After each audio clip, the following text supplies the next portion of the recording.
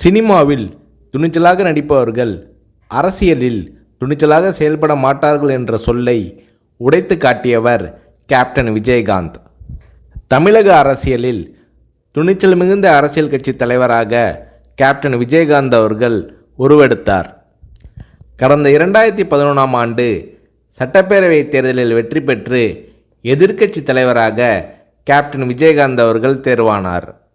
அப்போது தமிழ்நாட்டின் முதலமைச்சராக ஜெயலலிதா அவர்கள் இருந்தார். இந்த நிலையில் சட்டசபை கூட்டத்தொடரில் பால் மற்றும் மின்சார கட்டண உயர்வு குறித்து தேமுதிக சட்டமன்ற உறுப்பினர்கள் கேள்வி எழுப்பினார்கள். அப்போது அதிமுக தேமுதிக எம்எல்ஏக்கள் இடையே கடும் வாக்குவாதம் ஏற்பட்டது.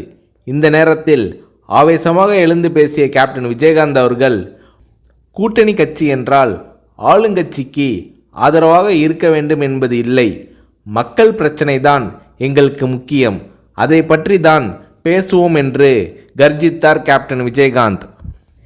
இந்த நேரத்தில் ஜெயலலிதா அவர்களும் கேப்டன் விஜயகாந்த் அவர்களும் மாறி மாறி கடும் விவாதத்தில் ஈடுபட்டனர்.